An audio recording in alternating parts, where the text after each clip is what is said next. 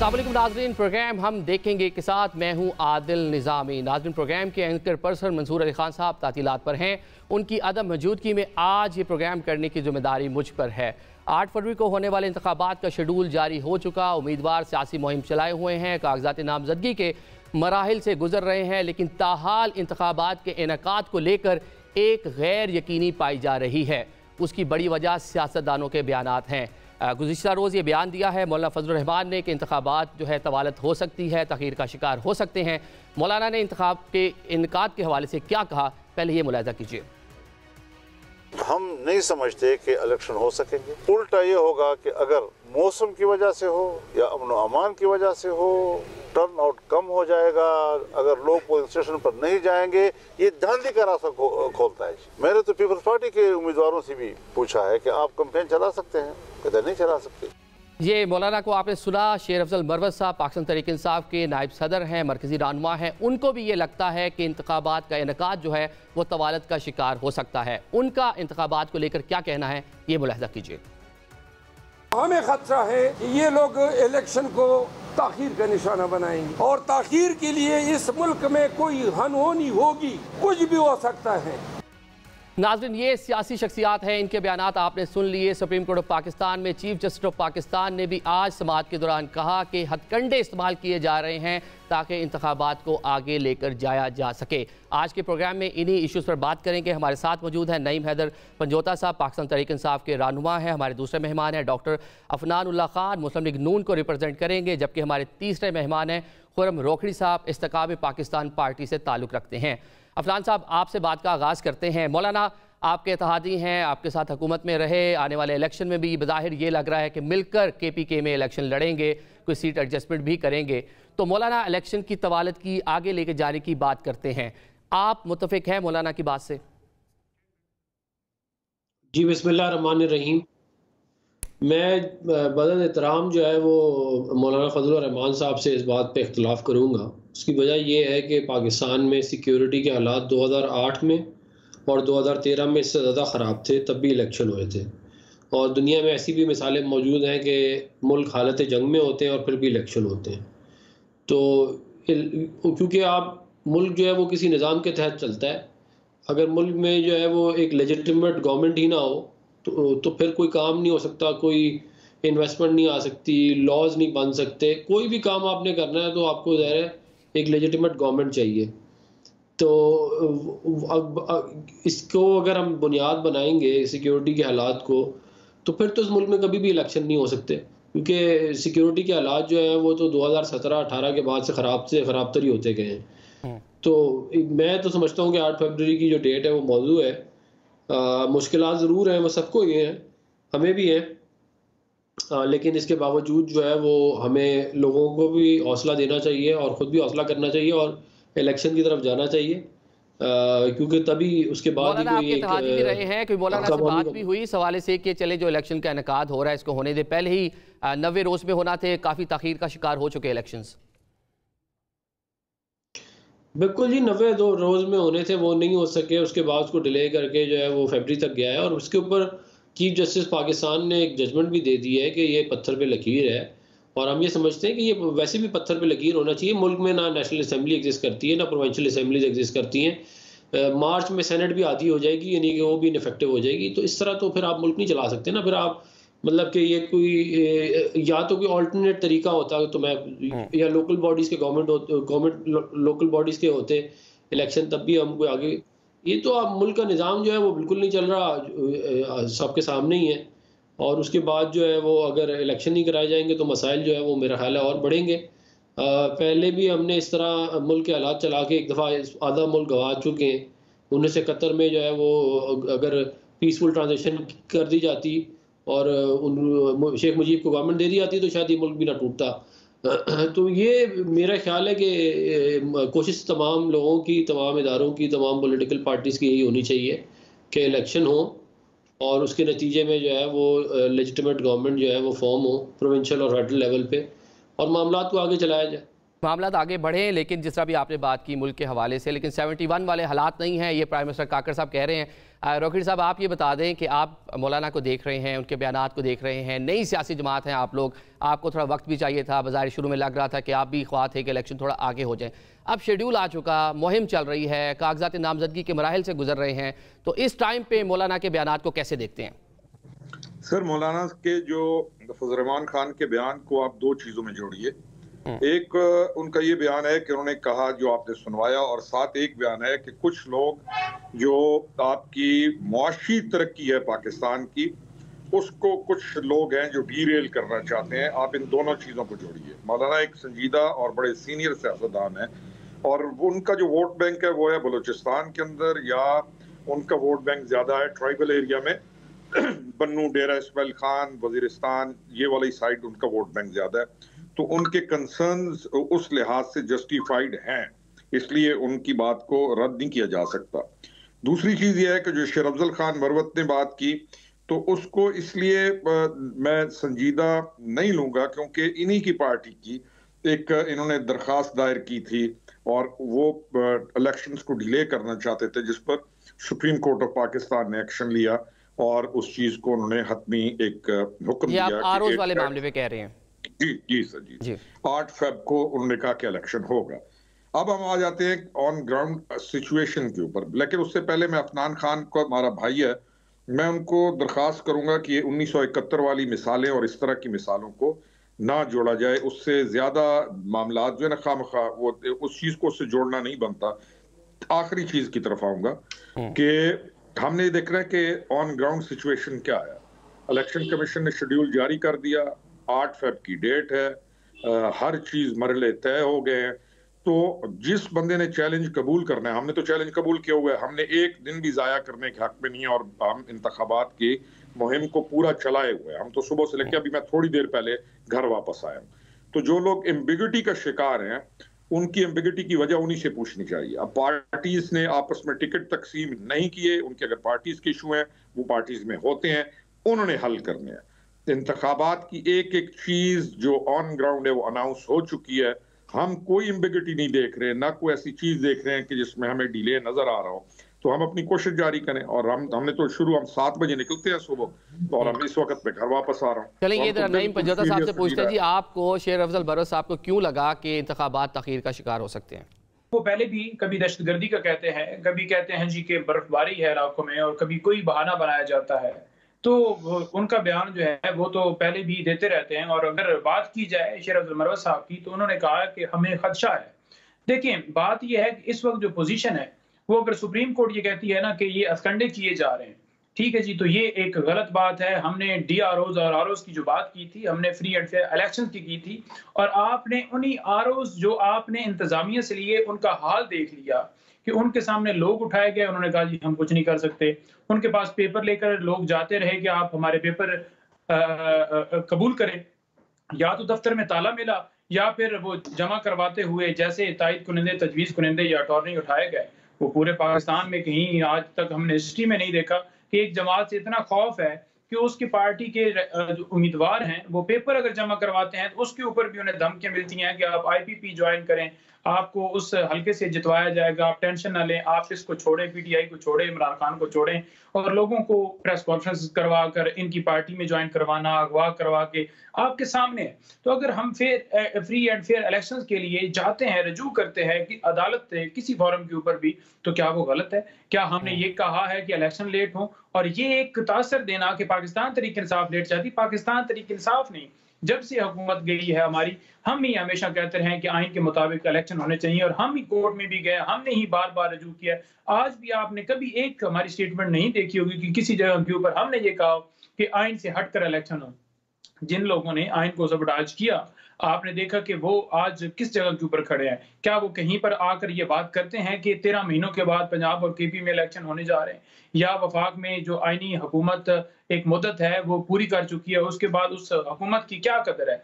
बल्कि वो तो उस चीज को एंडोर्स करेंगे, क्योंकि जब निगरान सेटअप उनके साथ बैठा हुआ हो और उनकी मर्जी के मुताबिक DC DPO लगा रहा हो, पटवारी तक उनकी मर्जी के बैठे हुए हो, तो उन्होंने तो कोई तनकीद नहीं करनी। उन्होंने कहना है बिल्कुल ये बड़ा जबरदस्त फैसला दे रहे हैं, और उसको इंडोर्स कैसे करते हैं, कहते हैं जी 18 में हमारे साथ ऐसा हुआ, हमारे साथ तो उससे पहले ऐसा हुआ, तो लिहाजा अब हम इसी तरह से धांधली से आएंगे। आप पहले भी धांधली से आए और अब आना चाहते हैं, लेकिन ऐसा मुमकिन नहीं है, क्योंकि लोग इस वक्त इमरान खान के साथ खड़े हैं, कौम इमरान खान के साथ खड़ी है।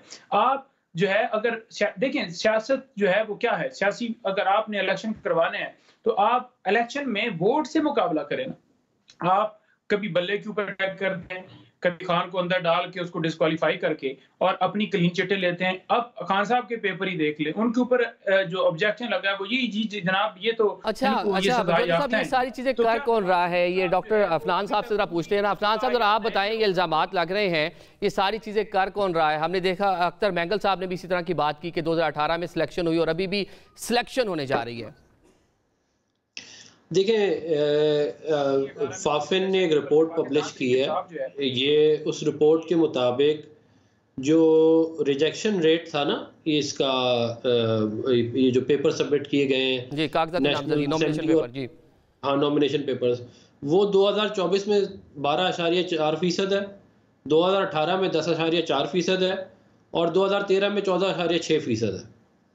तो ये जो लेवल प्लेइंग फील्ड वाला ये जो मामला है ना, ये जो बार बार लेवल प्लेइंग फील्ड, ये अवाम को भी समझना चाहिए।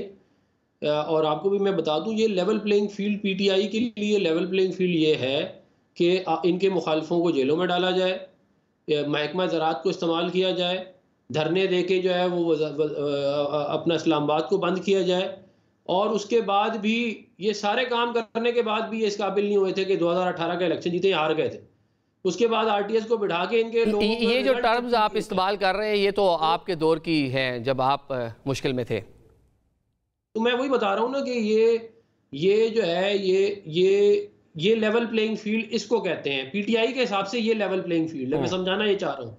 तो अब क्योंकि ये सारे काम नहीं हो रहे, क्योंकि इनके बंदे जमा नहीं कराए जा रहे जैसे पहले इनके पार्टी में सारे किए गए थे, हमारे लोगों को जेलों में डाला इलेक्शन से पहले, कागजात रिजेक्ट किए, उनके हमारे लोगों ने टिकटें वापस की, टिकटें अवार्ड हुई हुई। इन्होंने इस हद तक गए कि इन्होंने कुछ हलकों में हमसे टिकट अवार्ड करवा के बाद में कैंडिडेट को बिठा दिया इलेक्शन से चंद रोज पहले। बिल्कुल बिल्कुल। तो ये जो है ये अब जो है ये रोना धोना मेरी समझ से बाहर है कि भाई आप अब पहले तो माफी मांगे 2018 की, 2013 में किसी के साथ कुछ नहीं हुआ था, हमने इनको मैदान में हराया था और उस इलेक्शन का रिजल्ट इमरान खान ने माना था कि वो ठीक है पहले, उसके बाद में रोना धोना शुरू कर दिया वो और वजूहत थी। तो ये जो है ये खाली जो है ये इससे हर चीज़ को इशू बनाना, हर चीज़ को बयानिए के उसके ऊपर रखना। भाई अगर आप लोग जराइम पेशा लोगों को टिकटें बांटेंगे तो वो उनके कागजात रिजेक्ट होंगे। जिन्होंने स्टेट के ऊपर हमले किए, जिन्होंने करप्शनें की हुई हैं, जो ये सारे 2 नंबर काम 4 साल करते रहे, उनको जो है वो उनको कुछ ना कहा जाए। और ये हमें ये कहते थे कि बेटे से तनख्वाह ना लेने के ऊपर वजारत उज़्मा से हटा दिया गया। हमारे लिए पैमाना है और इनके लिए पैमाना ही कुछ नहीं है। आपने ये वजारत उज़्मा से हटाने की बात कर ली, ये 62(1)(f) की तशरीह के हवाले से सुप्रीम कोर्ट पाकिस्तान में केस है। मियाँ साहब की क्या लगता है, नाअहली जो है वो ख़त्म हो जाएगी? देखिए अल्लाह ताला की मेहरबानी से इंशाल्लाह मुझे इस बात की उम्मीद है कि जो है वो कॉन्स्टिट्यूशन और लॉ प्रिवेल करेगा और उसके अंदर ये लाइफ टाइम डिस्क्वालिफिकेशन ख़त्म होगी। वैसे भी पाकिस्तान के आइन में कोई लाइफ टाइम डिस्क्वालिफिकेशन कहीं पे नहीं लिखा हुआ, डिस्क्वालिफिकेशन का वर्ड यूज़ हुआ। वो तो ये क्योंकि इनके चीफ जस्टिस साकिब निसार साहब बैठे हुए थे, ये जो आज हमें बोल रहे हैं, और वो एक एक चीज पे फैसले इनके हक में दे रहे थे, इनकी कैंपेन चलाते रहे वो, और डंके की चोट पे चलाई उन्होंने। अच्छा रोकड़ी साहब, इस मामलात में आप एक साथ ही हैं, रोकड़ी साहब से इस पे बात कर ले। रोकड़ी साहब से बताएं कहाँ से आएगी। अफनान भाई, रोकड़ी साहब की भी जरा सामने गुफ्तगू कर लें। रोकड़ी साहब, आपके भी कायद हैं, पैटर्न इन चीफ है जहांगीर तरीन साहब, उनका भी केस इसी नोयत का है, क्या लगता है सुप्रीम कोर्ट से रिलीफ मिल जाएगा? देखिए सर, हम supreme court on the basis of merit relief दे, हम उसको वेलकम करेंगे। और अगर सुप्रीम कोर्ट किसी सूरत में समझती है कि रिलीफ नहीं है, तो हम उन पॉलिटिशियंस में से जो पार्टी को मुल्क नहीं समझते, ये हमारी पार्टीज हैं, और इन पार्टीज का ना हमें कोई अजर मिलना है कि हर चीज का हमने दिफा करना है, या ना हम शख्सियत परस्ती में उस तरह हैं, वो हीरोज एंड हीरोज वर्शिप से पहले जान छुड़ा के अब इस तरफ भी नहीं आना चाहते। तो वी सिंपली सी के supreme court of Pakistan on the basis of merit फैसला करेगी, और जो भी फैसला होगा हम उसको कबूल करेंगे। जी सर। नईम पंजोता साहब, इसको क्यों मियाँ साहब के साथ रिलेट कर रहे हैं? ये आने वाले दीगर जो सियासतदान होंगे, कभी इलेक्शन में जाएंगे तो उनको भी इससे फ़ायदा हो सकता है ना 62(1)(f) के हवाले से। देखिए, बात यह है कि मैं ये समझता हूं कि जब सुप्रीम कोर्ट के अंदर पिटीशन दायर हुई थी फंडामेंटल राइट्स के हवाले से, तो उसके ऊपर रजिस्ट्रार ऑफिस ने एतराज़ लगाया था कि ये जो है मुक़ादमा का मामला नहीं है, और जहां पर अगवा मुल्क के अंदर हो रहे हों, जब चेतसी साहब की जो वाइफ है, जैसे उनको नंगा किया गया, उस्मान डार को जैसे अगवा किया गया, उसके साथ सदाकत अब्बासी, या हमारे जितने भी रहनुमा आपने देखे और वो जिस तरह से बाद में बरामद हुए प्रेस कॉन्फ्रेंस करते हुए, या इमरान राज साहब जो हैं उनके साथ जो साफ़ी हैं, इसके अलावा जितने साफ़ी हैं जिनको चैनल से निकाला गया और जो उनके साथ सलूक किया गया, शरीफ साहब को जैसे ये किया गया, तो इन मामलों के ऊपर जो है आज तक हमने नहीं देखा कि कोई पेशरफ्त हुई हो, या अगवा के हवाले से कोई स्टैंड अचानक से सुप्रीम कोर्ट ने कहा हो कि सो मोटो लेते हैं, या हमें बड़ी इस बात की जो है वो तकलीफ है। और आज जो मौक़िफ़ आपका सुप्रीम कोर्ट ऑफ पाकिस्तान में था, वही मौक़िफ़ आपका टेलीविजन पे भी लग रहा है, यहाँ पे भी मखसूस नाम ले रहे हैं आप। वहां पर जो मुअज़्ज़ज़ जज हैं, सुन लें, जहां पर दरखास्त लेकर जाई जाती है, वहां पर मुअज़्ज़ज़ जज जो हैं वो कहते हैं आप प्रेस कॉन्फ्रेंस करें तो आपको छोड़ दिया जाएगा। बल्कि आपने देखा कि अमजद परवेज साहब जब पेपर लेकर गए, आपके सामने था, जब वो नवाज शरीफ साहब के लेकर गए तो उन्हें चाय पिलाई गई, और जब परवेज लाई साहब के लेकर गए तो उन्हें उठा लिया गया और थाने में लेकर चले गए। तो ये उसके ऊपर अदालत ने ये कहा कि ये है लेवल प्लेइंग फील्ड। तो अगर इस तरह की रिमार्क्स जो अदालतों से आएंगे, इस तरह का रवैया अदालतों की तरफ से होगा, तो जरूर क्रिटिसिज्म भी होगा, और अगर जेन्युइन क्रिटिसिज्म होगा तो उसके ऊपर आप ये कहेंगे कि जनाब आप दहशतगर्द हैं, जिन्होंने सुप्रीम कोर्ट के ऊपर हमला किया उनको आप कहें कि जनाब आए, आपको वेलकम किया जाए। नैब भी बयान देता है जनाब कि जनाब हमें कोई इतराज नहीं है, इनको छोड़ दीजिए, क्योंकि आपके ऊपर है ना मेहरबान है ना, आप ये समझते हो कि आप सुरखरू हो गए। आज भी आपने रसीदें नहीं दी, आज भी वो अपार्टमेंट्स हैं जहां पर आप रह रहे हैं, कभी वो आप ऑन करते हैं, कभी कहते हैं उसके नाम पे हैं, कभी कहते हैं दुबई में कोई हमारा था बिजनेस वो सेल करके किया, कभी कोई आपका बयान आता है, तो वो चीजें जो है आज भी आपने रिकॉर्ड नहीं दिया। दूसरी रही बात 62(1)(f) की, तो सुप्रीम कोर्ट ने तशरीह कर दी है उसके अंदर वाज़ेह तौर पर ताहयात नाअहली की। आप इमरान खान साहब की नाअहली की दरखास्त देखेंगे, पहले इस्लामाबाद हाई कोर्ट के अंदर पहले मामला लटका रहा, अभी तक उनका सुप्रीम कोर्ट के अंदर वो केस टेकअप ही नहीं हुआ। 3 साल सजा हुई, जो कि सजा सस्पेंड हो गई है, और खान साहब के पेपर भी इसी बुनियाद के ऊपर रिजेक्ट किए गए कि वो जो है वो उनको जो है वो 5 चीज के लिए नायब किया, उन्हें सजा दी गई है। तो वहां पर नवाज शरीफ साहब के पेपर एक्सेप्ट हो जाते हैं, हालांकि उनकी तशरीह जो हुई है वो अभी खत्म नहीं हुई, जो डिस्क्वालिफिकेशन फॉर लाइफ है वो अभी स्टिल ऑन ग्राउंड है, उसके बावजूद उनके एक्सेप्ट हैं। लेकिन यहाँ पर क्योंकि नाम आता है इमरान खान, तो लिहाजा उसके रिजेक्ट हैं। अब रही 9 मई की जो बात कर रहे थे कि इनके इस वजह से होंगे कि 9 मई के अंदर ये इन्वॉल्व थे, पहली बात तो ये रहेगी कि वो अभी केसेस चल रहे हैं अदालतों में और अभी साबित नहीं हुए, किसी को सजा नहीं हुई। दूसरी बात चले आपने ट्रिब्यूनल चले गए ना, ट्रिब्यूनल चले गए हैं, लेकिन डॉक्टर फरहान साहब ये भी शिकवा तो उनका थोड़ा जायज लग रहा है ना कि अभी तक सजा जो है वो उस तरह से खत्म नहीं हुई, डिस्क्वालिफिकेशन के हवाले से जो बातें अभी सुप्रीम कोर्ट उसको सुन रहा है, और ऐसे टाइम में नॉमिनेशन पेपर जो मियाँ साहब के एक्सेप्ट हो जाते हैं। देखिए, बात ये है कि मियाँ नवाज शरीफ साहब के ऊपर कोई कन्विक्शन नहीं है, इमरान खान साहब के ऊपर जो है वो कन्विक्शन है, जिसकी जब ये जो अभी बात कर रहे हैं ये 2018 में करते ना, उस वक्त इनको कोई ख्याल नहीं आया कि एक वजीर आजम के साथ जो है वो क्या किया गया है, क्या हमारे लोगों के कागजात आपने रिजेक्ट नहीं करवाए? मेरे पेपर रिजेक्ट हुए हुए हैं, मैं ज़ाती तौर पे इन लोगों के जो फिरौनियत थी उसको मैंने भुगता है, झूठे केसेस बनाए गए मैंने।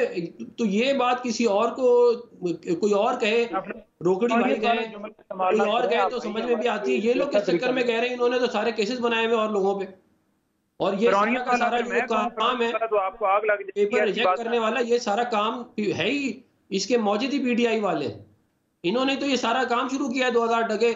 अपने मुखालफिन के जो है पेपर रिजेक्ट करवा दो, अपने मुखालफिन को जो है वो जेलों में डलवा दो। जी पंजोता साहब आप कुछ कहना चाहते हैं? मुझे पता है पाकिस्तान के लिए पंजोता साहब को जवाब देना चाह रहे हैं। जी जेलों में डलवाया गया है वो इन्होंने डलवाया है। और 16 महीनों में आपने देखा कि जिस तरह से क्रैकडाउन हुआ हमारे लोगों के ऊपर, इमरान खान साहब को जैसे अंदर डाला गया, डिस्क्वालीफाई करवाया गया और अपने लिए नैब के अंदर तरामीम की गई, इलेक्शन एक्ट के अंदर तरामीम की गई क्योंकि फायदा लेना चाहते थे। वो 62(1)F की जो तशरीह की गई थी कि उस एक लाडले को बाहर से लाया जाए। आपने देखा होगा कि वहां निकले हैं कमीशन से लेकर पाकिस्तान पूरे सरकार तक, अदालतों तक, जैसे प्रोटोकॉल दिया गया, रेड कारपेट बिछाया गया, वो आप सबके सामने है। दूसरी बात रहेगी कि क्या मैं 9 मई की किसी मुकदमे में नामजद था या न्याजुल्लाह न्याजी साहब नामजद थे, उमर न्याजी साहब नामजद थे या दूसरे हमारे जो दीगर हमारे दोस्त वकला हैं या उसके अलावा जिनके ऊपर मुकदमे नहीं थे, नए उम्मीदवार थे जो देख के उन्होंने मजबूत है। ये इतना डरते हैं इमरान खान के नाम से कि उसका कोई उम्मीदवार आ जाए, उसका खंबा खड़ा हुआ, उसको भी ये खड़ा नहीं होने दे रहे। और मुझे बताएं, कोई एक मिसाल बताएं कि इस तरह की मिसालें जो हैं आपको मिलती हो, जैसे जमशेद दस्ती या बाकी अगवाकारियां की गई हैं या नॉमिनेशन पेपर जैसे सादा कपड़ों में मलबूस अफराद जो हैं वो लोगों को उठाकर ले जा रहे थे। क्या मुझे एक वीडियो भी दिखा दें, क्या इनके साथ ऐसा हुआ कि इनको अगवा किया गया, क्या इनके साथ इनको प्रेस कॉन्फ्रेंस करवाएगी इरफान साहब को, या इनके जो है बच्चे जो हैं उनके सामने इनको मारा पीटा गया। देखिए ये बातें सिर्फ करने की हद तक कर रहे हैं, सिर्फ मलबा ऊपर डालने के लिए कि 18 में इन्होंने किया। 18 से पहले तो हमारी हुकूमत ही नहीं थी। नवाज शरीफ को बदयांती की बुनियाद के ऊपर जो है सुप्रीम कोर्ट ने ताहयात नायल किया गया है और वो इमरान खान के ऊपर ना डालें। आपने अभी तक भी अपना रिकॉर्ड नहीं दिया, जो आपने एसेट बनाए हैं उसकी तफसीलात आज भी अभी तक आपने नहीं दी, उसकी तफसीलात कौन को दें? देखिए चले ये मामला आ गया। चले पंजोता साहब इस पे भी जरा कमेंट करें। आपके वकील हैं शोएब शाहीन साहब, बनाएंगे अपनी मालो दौलत बनाएंगे। पंजोता साहब, शोएब शाहीन साहब आपके सीनियर लॉयर हैं, आपकी लीगल टीम को रिप्रेजेंट करते हैं सुप्रीम कोर्ट में। उनकी उस तरह से कोई तैयारी नहीं थी। हमने देखा गुज़िश्ता रोज़ भी जब वो आए और बाहर मीडिया टॉक करते रहे, जजेस उठ के चले गए, तो लीगल टीम में मसाइल देखने को मिल रहे हैं आपकी। देखिए बात यह है कि लीगल टीम के अंदर कोई मसाइल नहीं है। इससे मैं ज़रूरी बात ये समझता हूँ कि अगर हमारी दरख्वास्त आती है, दरख्वास्त देने की भी ज़रूरत नहीं होती कि जब आप मुल्क के अंदर इस तरह से 80% जो हमारा 90% जो है आबादी जो है वो इमरान खान के साथ खड़ी है, 80% से ज्यादा लोग जो हैं वो खान के साथ खड़े हैं और आप मुल्क के अंदर लाकानूनियत हो रही है तो उसके ऊपर सो मोटो क्यों नहीं दिया गया? वहां पर किसी और मामले के अंदर 62(1)F की तशरीह जो हुई है उसको उठाना और उसके ऊपर दोबारा उस केस को टेकअप करना, बाकी जो है वो केसेस क्या जरूरी नहीं है? जो दरखास्तें जाती हैं हाई कोर्ट के अंदर वो पेंडिंग कर ली जाती हैं। इमरान खान की 11 महीने के बाद एक दरखास्त जो है वो विड्रॉल वाली उसके ऊपर फैसला दिया जाता है और 7 दिन 8 दिन के अंदर नवाज शरीफ को क्लीन चिट दे दी जाती है।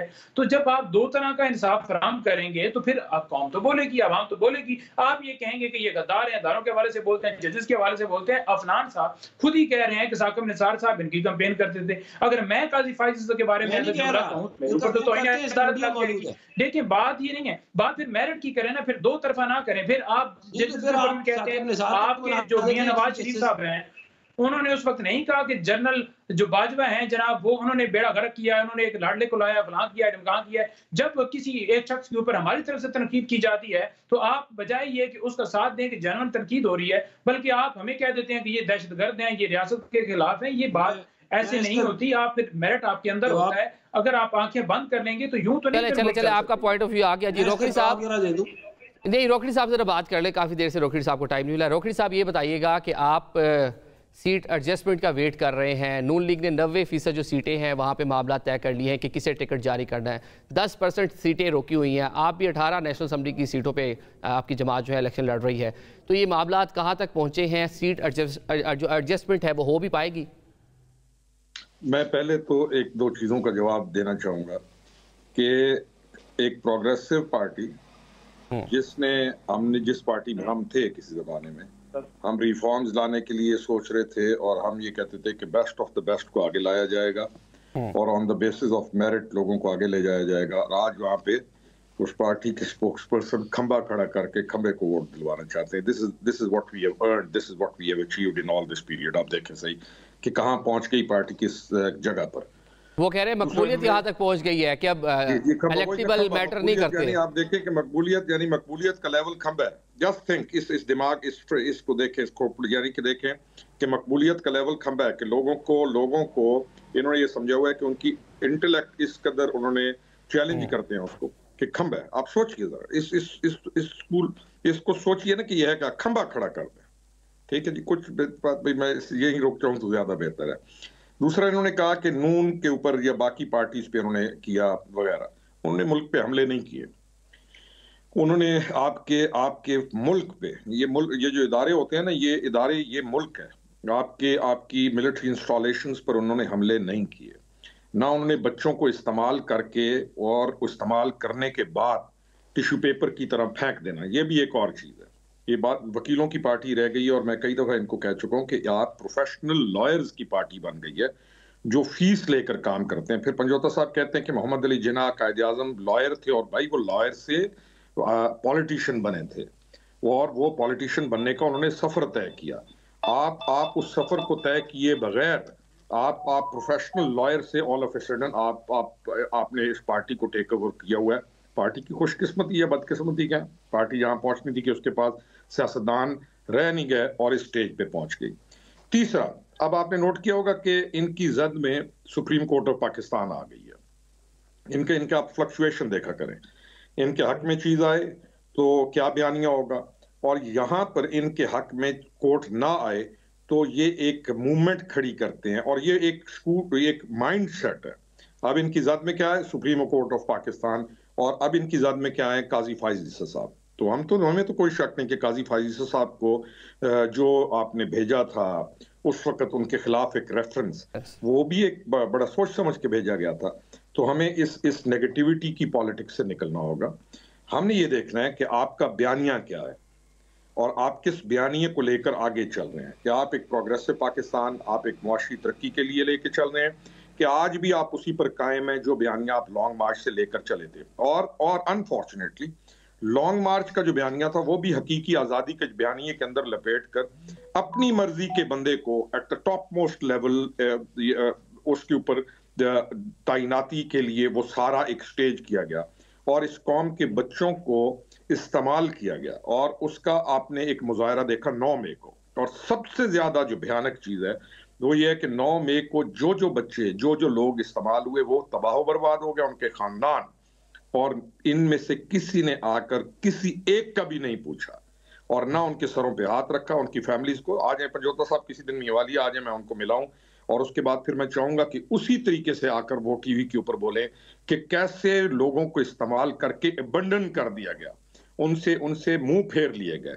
तो ऐसे नहीं होता। चले इस पे पंजोता साहब से बात करते हैं, उनसे पूछते हैं, जवाब लेते हैं। अभी एक ब्रेक ले लेते हैं, ब्रेक के बाद जो बातचीत है उसका सिलसिला जारी रखेंगे।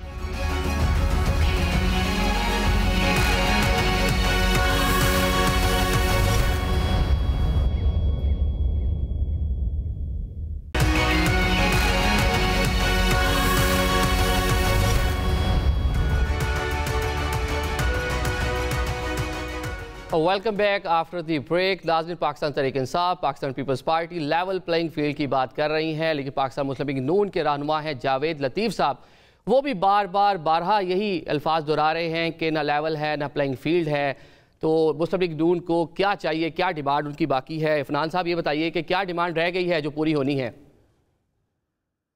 देखिए, बात ये है कि जो लेवल प्लेइंग फील्ड है वो तो फिर यही है कि जी मतलब कि जो माजी में रही है पीटीआई वाली लेवल प्लेइंग फील्ड है, वो तो यही है कि भाई जी रिजल्ट भी तब्दील किए जाएं, जो है वो इनके लोगों को जो है वो पार्टियों में और जमा कराया जाए, इनके जो है वो जो सारा कुछ हमारे साथ एपिसोड हुई थी वो वाली सारी एपिसोड दोहराई जाए। मगर वो तो ये डिमांड है आपकी, ये तो फजूल की लेवल प्लेइंग फील्ड पर रोए जा रहे हैं ना।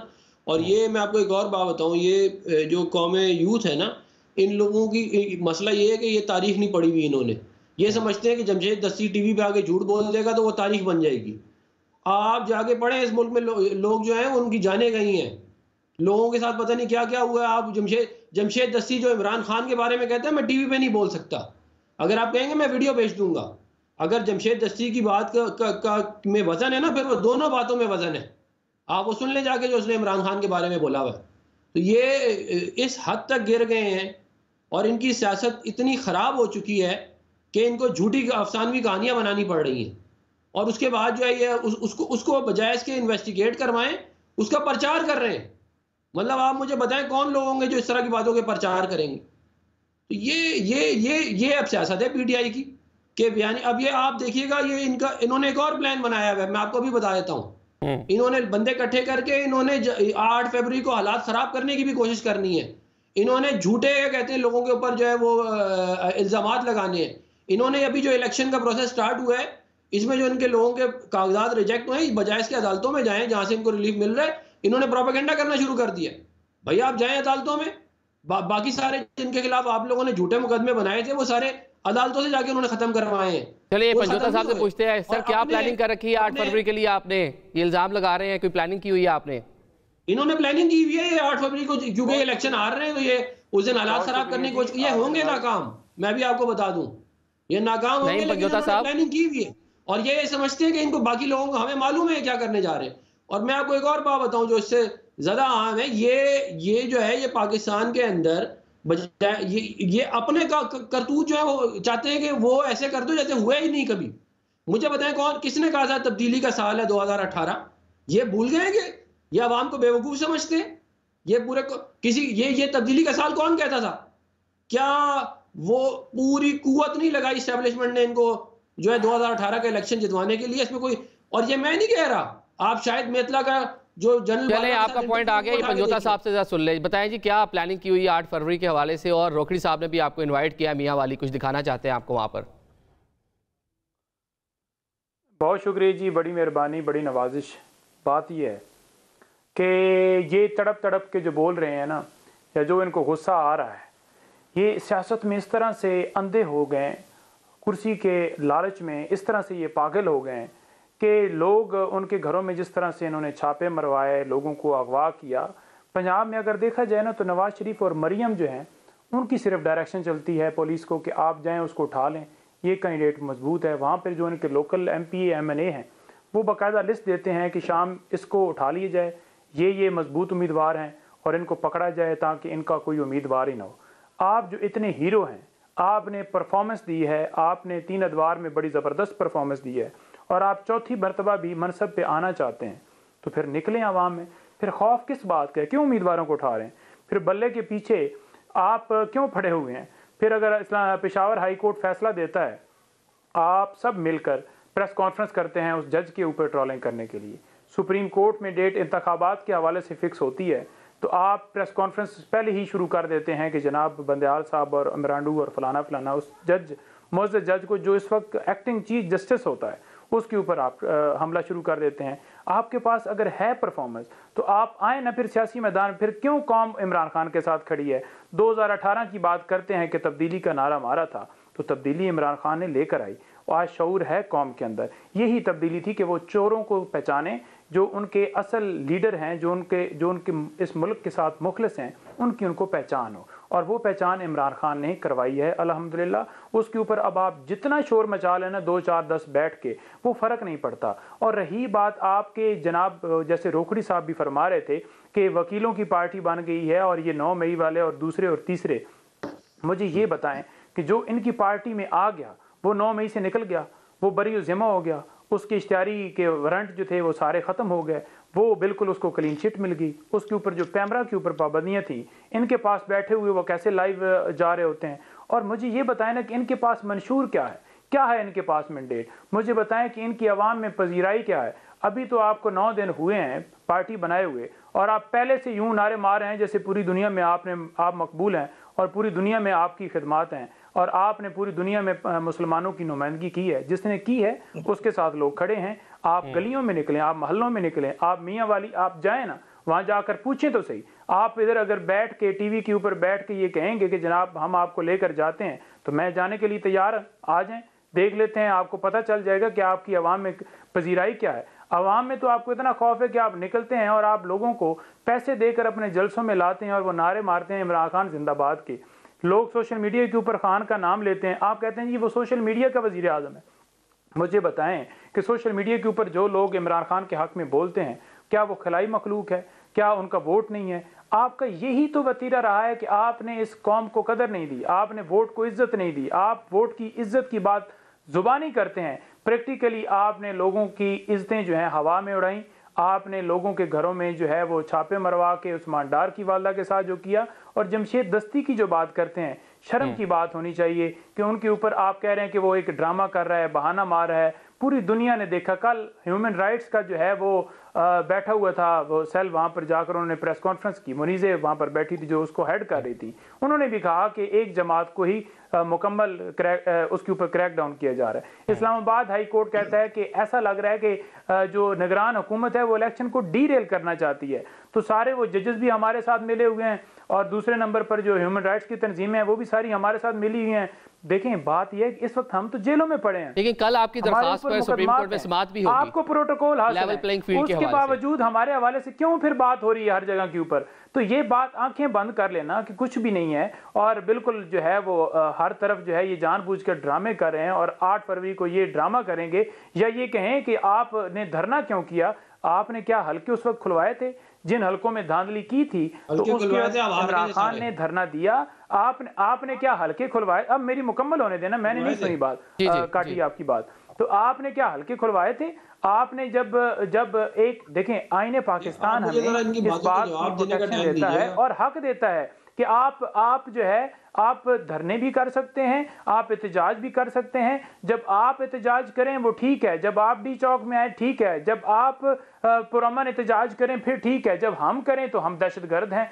बात यह है कि दो बातें ना करें और इमरान खान ने ये सोच दी है और इमरान खान ने ये विजन दिया। चले ये रोकड़ी साहब को भी शामिल गुफ्तगू करने दें। रोकड़ी साहब ये बताएं कि वो कह रहे हैं कि जो प्रेस कॉन्फ्रेंस करे आपकी साइड पे आ जाए वो ड्राई क्लीन हो जाता है, पर्चे ख़त्म हो जाते हैं, और सेकेंडली आप एक नई सियासी जमात हैं, कोई पब्लिकली उतने ज़्यादा एक्टिव दिखाई नहीं दे रहे, चंद जलसे किए उसके बाद कोई बड़ी गैदरिंग करने में कामयाब नहीं हुए।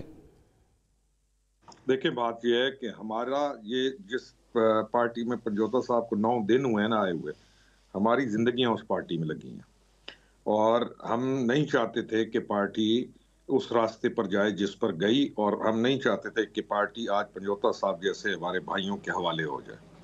यानी मैं इनको कोई वो डिग्रेड करने के लिए नहीं कह रहा हूँ, मैं इनकी पॉलिटिकल विजडम और इनकी पॉलिटिकल अप्रोच और इनकी पॉलिटिकल स्ट्रगल जितनी है 9 दिन की, मैं उसके मुताबिक बात कर रहा हूँ। दूसरी चीज ये है कि पार्टी मेरी 9 दिन की है या 10 दिन की है, इसको आपको मसला नहीं होना चाहिए। गुजारिश मैं कर सकता हूँ, मैं आपकी तो फिर आप गुजारिश ठीक करें ना। आपकी तमाम फकाहत, आपकी नहीं, मैंने आपकी जातियात के ऊपर बात नहीं की कि आप लोटे बने हैं या नहीं बने, मैंने उसकी बात नहीं की। आप अच्छा, फिर आपको भी मसला होगा ना। मेरी 9 दिन की है या 9 साल की है, उसको आपका क्या तल्लुक है? वकीलों का मतलब क्या है आपका? आपने अगवा करके और आप कहते हैं जनाब के सियासतदान नजर नहीं आ रहे, कैसी आप बात करते हैं? करा दें, मैं बोल सकता हूँ। जो एंकर है ही हैज नहीं, मेरे ऊपर आपने चले बात कंप्लीट करने दीजिए। रोकड़ी साहब को बोले थे, रोकड़ी साहब बात मुकम्मल करें। जब ये तमाम कर रहे थे मैं खामोश था ना। जी आप बात मुकम्मल करें, आप बात मुकम्मल करें। आप कर रहे हैं, आपको तरीके से बात करनी होगी। इनको खामोश आप करा सकते हैं। पंजोता साहब बात मुकम्मल करने दे, फिर आपकी जानिब आते हैं। जी रोकड़ी साहब, आपको इनको तरीके से बुलवा सकते हैं जिस तरह से ये बोल रहे हैं। इनको आप खामोश करा, इनको तरीके से बुलवा सकते हैं, आप तरीके से बोलेंगे तब मैं चुप करूंगा, ये खामोश हो जाए। हाँ जी, रोकड़ी साहब आपको एथिकल है, एथिकल की बड़ी करा सकते हैं कि मैं बताऊं कि 5-5 करोड़ किस तरीके से, कैसे इन साहिबान ने इमरान खान के नाम पर 5-5 करोड़ इकट्ठे करके कैसे पैसे खाए हुए हैं। आप इनको खामोश करा सकते हैं। लानत हो उस बंदे ने जिसने इकट्ठा किया। नहीं पंजोता साहब बात मुकम्मल करने दे, फिर आपसे बात कर लेते हैं। इल्जाम लगाए रोकड़ी साहब को बात मुकम्मल ये क्या बात हुई? आप इल्जाम लगा रहे हैं। आप इसका जवाब दीजिएगा, आपको टाइम देंगे, आप जवाब दीजिएगा इसका प्रॉपर। जी रोकड़ी साहब बात करने दें। जी बात मुकम्मल करें। गुजारिश ये है कि हम उस पॉलिटिकल पार्टी में थे। आपका जो सवाल है मैं उस सवाल का प्रिसाइज जवाब दूं। एक नैरेटिव डेवलप हो गया एंटी स्टेट, एक नैरेटिव डेवलप हो गया एंटी एस्टैब्लिशमेंट। अब जो उस नैरेटिव को छोड़े तो क्या वो कसूर कर रहा है, या एक पार्टी के अंदर एक ऐसा मिजाज बना दिया जाए बच्चों का कि वो उस गलती को गलत कहे तो उसकी माँ बहन और उसके साथ ट्रोलिंग की जाए। हमने तो एक प्लेटफॉर्म मुहैया किया। दूसरी पंजोता साहब की फिर कहूंगा, क्योंकि 9 दिन की पॉलिटिक्स है, इनको इल्म नहीं कि 1.5 साल पहले हम थे वो जिन्होंने कहा था कि आप इस रास्ते पर ना चलें, आप हमारा ये जो नैरेटिव बन रहा है ये गलत है। शहबाज गिल का जो नैरेटिव है ये गलत है। हम एक प्रोग्रेसिव पॉलिटिकल पार्टी हैं, हम इलेक्शन की तरफ जाएं और हम इस स्टेज पर खड़े हैं कि हम 2/3 मेजॉरिटी से आएंगे और हम पाकिस्तान को अपग्रेड करें, जिसके लिए हमने ये पॉलिटिकल जो अपनी कोशिश की शुरू की थी। हमारा आज भी वही एजेंडा है कि हमने पॉलिटिक्स पाकिस्तान की अपग्रेडेशन के लिए, रिफॉर्म्स के लिए, पाकिस्तान को अपग्रेड करने के लिए शुरू की थी। हम आज भी एलानिया कहते हैं। मैं तो 1.5 साल पहले जब हमने ये कहा तो हमने जब ये कहा तो हमारे साथ क्या हुआ, उसके बाद हमने उसको फेस किया। आज भी हम इसी स्टैंड पे खड़े हैं कि पॉलिटिकल पार्टीज कौमों को बचाने के लिए होती हैं, पॉलिटिकल पार्टीज मुल्क की बहाली तरक्की के लिए होती हैं, रिफॉर्म्स के लिए होती हैं। हम आज भी उसी नजरिए पर खड़े हैं। हम आज भी ये क्लेम करता हूं, मैं क्लेम करता हूं कि ये रविश गलत है, ये एंटी स्टेट जो सेंटीमेंट्स हैं ये गलत है। आप पाकिस्तान के खिलाफ कोई भी मूवमेंट बच्चों के अंदर खड़ी करें और वो बच्चे कहीं पे आपके इशारों पर किसी की जगह चलकर कोई नुकसान अपने आप को पहुंचाएं, मुल्क को पहुंचाएं, ये सबसे बड़ी बददियानती। बिल्कुल बिल्कुल आपने ठीक है, गलत है। अफनान साहब ये बता दीजिएगा कि बल्ले का निशान, आखिरी पॉइंट में आऊंगा। जमशेद दस्ती ये वो इंसान है कि जिसने इमरान खान के मुतालिक वो और वो गंदगी बकी। हम उस वक्त पार्टी में थे और हम उस वक्त कहते थे कि इसकी और इसकी गंदगी को बंद करो। या आज आप उसकी उस और गंदगी को भी एक्सेप्ट करें कि वो ठीक कह रहा था, और आज आप उसके झूठ को, मैं अभी भी कह रहा हूं कि वो झूठ कह रहा है, मैं ये क्लेम कर रहा हूं कि वो झूठ कह रहे हैं। चले अफनान साहब ये बताइएगा कि बल्ले का निशान पाकिस्तान तहरीक इंसाफ और इलेक्शन कमीशन का मामला है। आपको पाकिस्तान मुस्लिम लीग नून को इतनी परेशानी क्यों है? इंट्रा पार्टी इलेक्शन तो तकरीबन सभी जमातें इसी तरीके से कराती रही हैं। देखिए, हमें तो कोई मसला नहीं है, अगर इलेक्शन कमीशन जो है वो कर दे तो वो ठीक है। हम तो जो है वो मैदान के जो है वो घोड़े हैं। हम तो हमने इनको पहले बहुत दफ़ा हराया है, हमारे लिए कोई मसला नहीं है, हम इनको मैदान में हराएंगे। और जो है वो अगर कोई आंखें बंद कर ले ना और अपने अकल के ऊपर ताले लगा दे और कहे उस 21 अक्टूबर वाला जलसा हुआ ही नहीं था, तो इसका हमारे पास कोई इलाज नहीं है। ये वही वाली बात है, 50 लाख घर 1 करोड़ नौकरियां। अब आप कर लें जो करना है। वो ना 50 लाख घर बने, ना वो 1 करोड़ नौकरियां मिली आज तक किसी को। तो अवाम ये बात समझे कि झूठों के सौदागर जो है ना, ख्वाबों के सौदागर, झूठों के सौदागर, वो ख्वाब बेच रहे हैं। वो पहले भी आपको बेवकूफ़ बना गए 50 लाख घर और 1 करोड़ नौकरियों पे, वो फिर दोबारा वही वाली कारनामे शुरू हैं। और इमरान खान ने की सबसे बड़ी कंट्रीब्यूशन पाकिस्तान की सियासत में इखलाक की तबाह बर्बादी है और कुछ नहीं है इसके अलावा। जितनी गालियां इन्होंने ये बोलते हैं दूसरों को, आप जाके अपना सोशल मीडिया देखें, जो माँ बहन की गालियां आप लोग देते हैं सारे पाकिस्तान को बगैर वजह के, क्योंकि दलील आपके पास नहीं है। आज आप बैठ के टीवी में भाषण दे रहे हैं कि ये बड़ी गलत। ये पंजोता साहब जवाब ले ले, 30 सेकंड है मेरे पास। पंजोता साहब जवाब दे दें। मैं जमशेद साहब जवाब ले ले, 30 सेकंड है सिर्फ। जी पंजोता साहब। मैंने इनको क्या जवाब देना है जी, जब बंदा जो है वो खुद ही कोई बात करने के लिए कोई बयानियाँ हो नहीं और सिर्फ अगले बंदे के ऊपर कीचड़ उछालना हो या अगवाकारियाँ या उसके ऊपर वो कहें कि जनाब नहीं ये तो सारे झूठ बोल रहे हैं, या वीडियोस जो मंजर आम पर आ रही हैं उसके ऊपर कहें कि कोई ऐसा कुछ हो ही नहीं है, तो फिर मैंने उनको क्या जवाब देना है? मेरा तो कोई इनके पास जवाब नहीं है। फिर इनका अल्लाह हाफिज़ है जी, ठीक है। जैसे वोट को इज्जत देना चाहते हैं या मुल्क के अंदर जिस तरह से आना चाहते हैं, बिल्कुल ऐसे तो कभी भी इसको ये कौम इनको आना नहीं देगी। ये अपनी गलतफहमी निकाल दें और देखते हैं फिर 8 फरवरी को क्या होता है। अच्छा, 8 फरवरी को क्या होता है? और बाकी रोखड़ी साहब ने भी कुछ इल्ज़ामात लगाए हैं, आप उसका भी जवाब देना चाहें? आपको उस टाइम नहीं मिला? नहीं, मैंने उनको क्या देना है, बस छोड़ें।